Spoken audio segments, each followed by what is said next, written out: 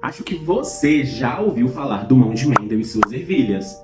Sabe, aquele cara que decifrou as leis da hereditariedade. Mas já parou pra pensar, por que ervilhas?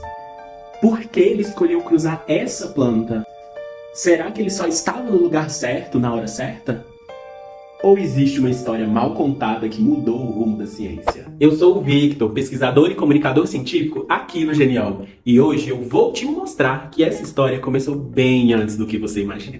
Por séculos, estudiosos sabiam que podiam cruzar plantas escolhidas a dedo para obter colheitas melhores. As ervilhas se destacavam por seu crescimento rápido, características bem definidas, importância na alimentação básica do europeu e relevância econômica. Mas o que os estudiosos de 300 anos atrás queriam não era entender como as características passam dos pais para os filhos. O objetivo era aumentar a produtividade das plantas, melhorar alimentos como as maçãs e tornar as plantações mais resistentes ao frio e às doenças. Aqui entra uma diferença importante. Existiam dois tipos de gente que mexia com plantas. Os hibridadores tinham um olhar mais experimental e os cultivadores eram agricultores que colocavam a mão na enxada. Os hibridadores estavam mais interessados no cruzamento de plantas para criar novas variedades. Já os cultivadores selecionavam as plantas com características desejáveis, como tamanho ou sabor, e mantinham essa boa linhagem. Estamos falando de anos entre 1700 e 1800, um período da história em que a agricultura se tornava cada vez mais uma questão econômica. As terras eram um meio de produção, então as plantações precisavam ser o mais eficiente possível. O estudo dos hibridadores e cultivadores era uma maneira de controlar e melhorar a produtividade. Ninguém estava perguntando como as características eram passadas, apenas como garantir boas colheitas.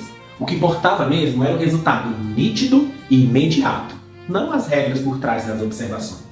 Então, pasme, os estudos com ervilhas e cruzamentos de plantas não começaram com Mendel. Cerca de 30 anos antes dele nascer, Thomas Andrew Knight já estava estudando os cruzamentos de diferentes variedades de ervilhas. Em 1822, quando Mendel nasceu, Alexander Seton apresentou seu trabalho na Sociedade de Horticultura de Londres. No mesmo ano, John Goss fazia suas observações, que mais tarde buscou aplicar na produção de maçãs, cerejas e outras plantas de interesse econômico.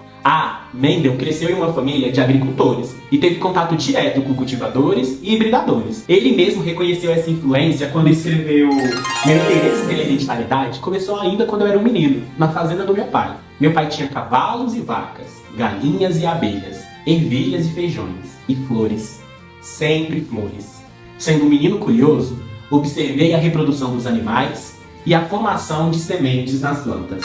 Mendel usou métodos tanto dos hibridadores quanto dos cultivadores, e não foi o primeiro a estudar ervilhas, mas foi a forma como ele conduziu seus estudos que chamou a atenção e transformou o que antes eram técnicas de cultivo em um método sistemático. Ciência é isso, uma construção coletiva, e se conseguimos ver mais longe, é porque estamos sobre os ombros de gigantes. Se você quer saber mais sobre o que foram as descobertas de Mendel e como revolucionaram nossa compreensão da hereditariedade, já curte esse vídeo, deixa seu comentário, compartilha e segue o @genial.ciência para não perder os próximos capítulos.